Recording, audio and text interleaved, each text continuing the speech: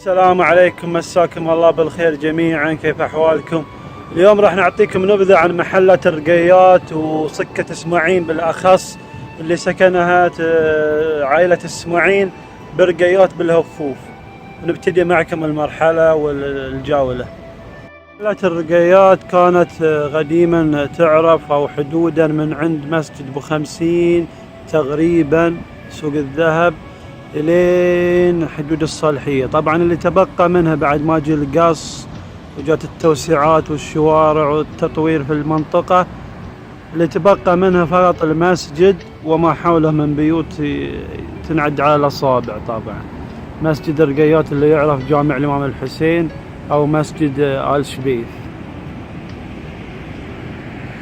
التوسعة القديمة والتطوير القديم والقص القديم أخذ له أكثر من 35 سنة، واللي تبقى منه فقط هذه البرح البسيطة، البيوت بالعشرات يعني يمكن. هذه ما تعرف بالرقيات اليوم. طبعا أتكلم رقيات الهفوف الحسن، وهذا ما تعرف بالرقيات اليوم، بيوت بسيطة. وكان بجوار المسجد أو بخلف المسجد تعرف بما هي سكة اسماعين.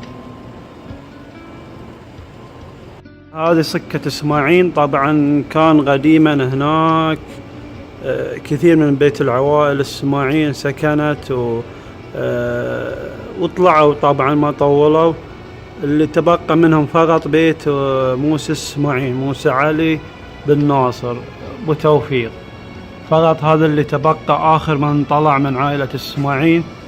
وهذا البيت إلى الآن باقي. احنا اليوم التاريخ تقريبا 8/12/1437. ناخذكم جولة داخل هذا البيت. طبعا البيت هذا ظل إلى سنوات يستضيف بركة الإمام الحسين ليلة 11 محرم كل سنة، وكان يفتح هذه البوابة والبوابة الرئيسية ويستقبل المصلين بعد صلاة العشاءين ويحطون لهم بركة ويستضيفونهم. ظلت هذه العادة إلى سنوات، إلى أن شاء القدر أن تتوقف وتنقل إلى مكان آخر. البيت مساحته بالنسبة للبيوت القديمة يعتبر بيت كبير جدا، ما بالنسبة لليوم فأكيد لا يعتبر كبير ولا شيء. وندخل معكم جوا البيت، ناخذكم في جولة.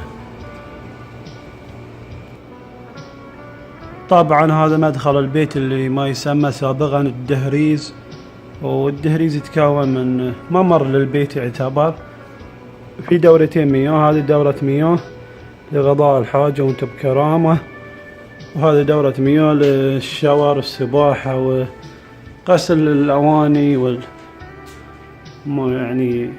والمغسلة هذه وضعت حديثا، يعني مو قديم ولكن وضعت حديثا. ويمين المدخل يتكون المجلس.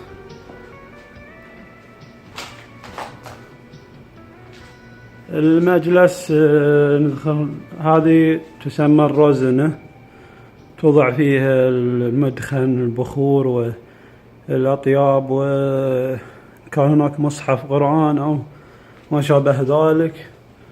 وهذا داخل المجلس.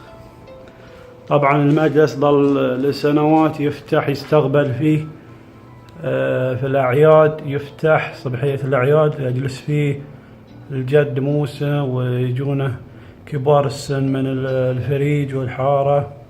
وكان يستقبل بعد، كان في عادة لأيام الشيخ علي بن شبيث رحمة الله عليه، كان يجي عادة كل أسبوع، والله ما أتذكر يوم الثلوث أو الثلوث تقريبا، كان يستقبلون فيه الشيخ علي ويقرون المأتم ويحطون بركة بعد المأتم إلى سنوات كثيرة. يعني أنا لحقت عليه بس بسيط جدا.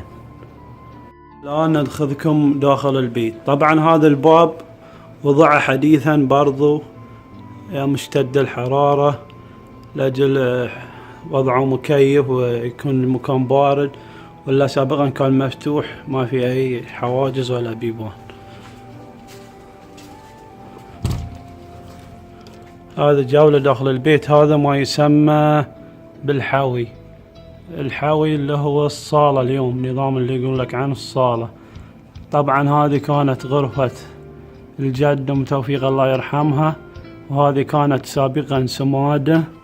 السمادة هو عبارة عن حظيرة أو حوش للدجاج والطيور، وإذا تحط لهم مثلا نص خلال للحليب أو بقرة.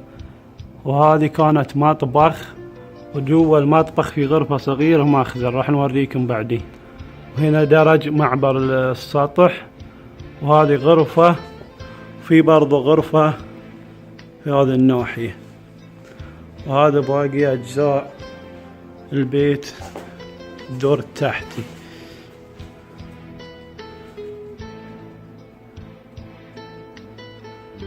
طبعا دائما البيوت القديمة السقف يكون من شبك مفتوح، وحق البراد وحق الشمس. رحم الله من عاش بهذه المنازل وفارق الحياة.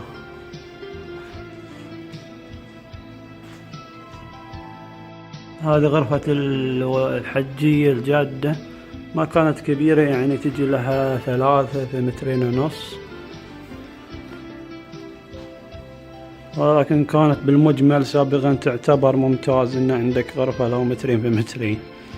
وهذه السمادة فيما بعد حولت الى غرفة يوم كبرنا احنا، ما قصر الوالد، سوى بعد التعديلات وصارت غرفة، ولي انا واخواني ونمنا فيها عادي يعني.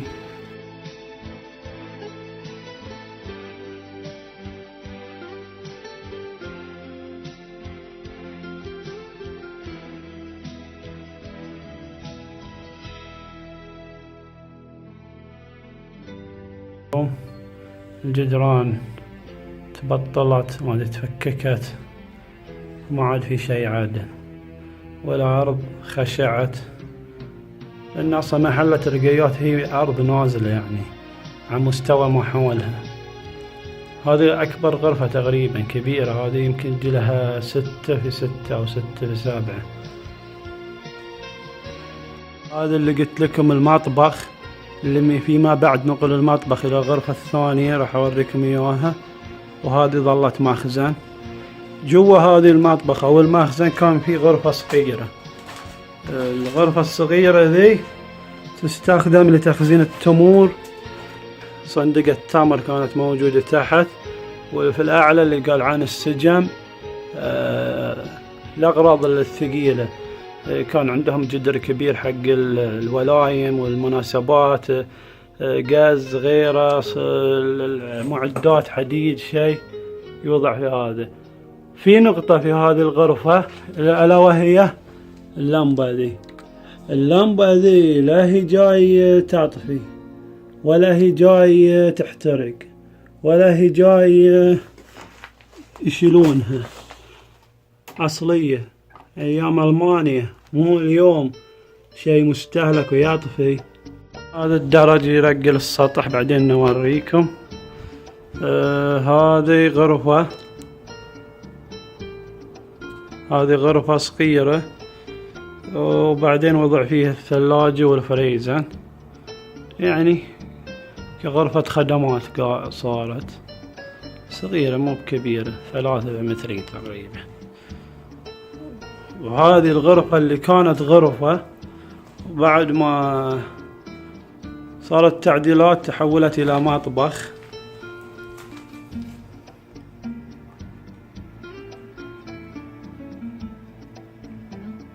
برضه مو كبير، صغير.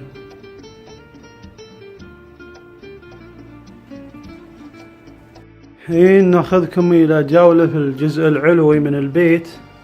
طبعا زي ما قلت لكم الدرج والجدران كلها تفككت.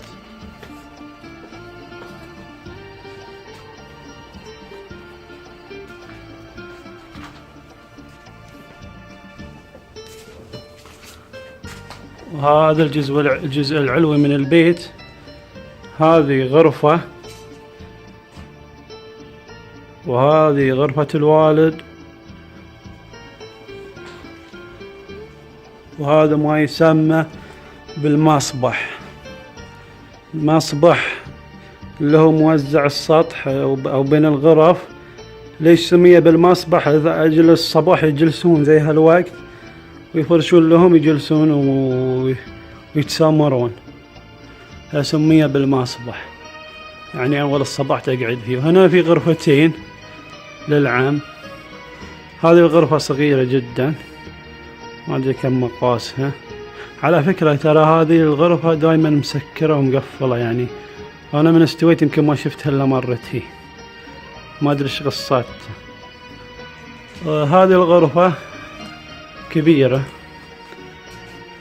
هذه الغرفة برا كبيرة، يعني مسافة يمكن 4 في، بس في هنا من أجل الدرج صاير شوي مثل الداخلة، ولكن غرفة كبيرة.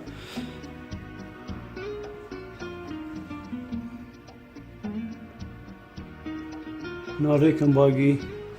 زي ما تشوفون السقفية دائما يفضلون سابقا من الشبك لأجل التهوئة والتبريد على داخل البيت.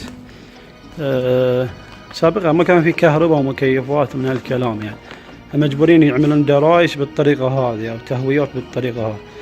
كثير واحنا صغار كنا نخاف ان ما نعبر من هذا الشبك، حتى ايام المناسبات او ايام العاد اللي كانت تحت، اغلب الناس كانوا يخافون انهم يمرون من هنا اذا صار في عشاء او العزيمة او ما شابه. في هذا السطح الصغير في مجلس علوي كبير شوي، طويل بس مو بعريض، يعني يمكن عرضه 2.5 متر، الطول يجي له 6. وهذا سطح بسيط. هنا المدخل الخارجي للبيت او درج على الشارع، لكن درج معمول بطريقة غريبة، يعني واقف جدا، تخاف حتى يعني تعبر فيه.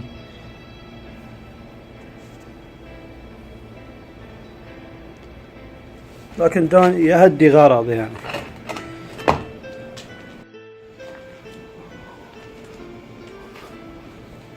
هذا باقي البيت، طبعا رجعنا ما في باقي.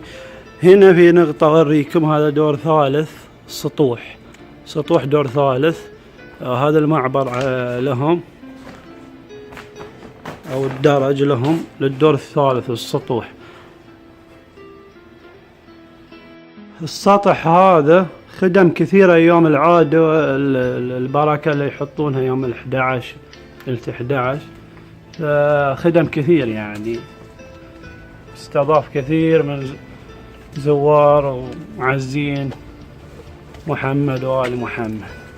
طبعا يخوف الحين كل شيء متكسر. هذا سطح أول،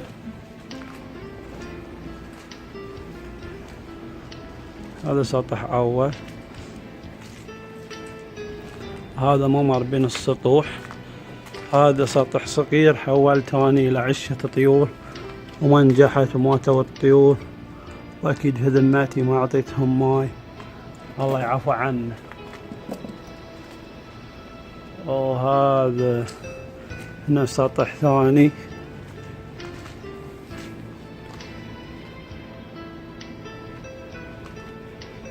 وهنا سطح ثالث. وكان في الزاوية هذه نشمس اللوم الشمسي او الغراش، ويجون عيال جيران يخطرون ويكسرون. هذا الشغلة الله يعافي عنهم ويعوضنا خير، يعوض الوالدة خير. بس هذا اجزاء البيت بالكامل.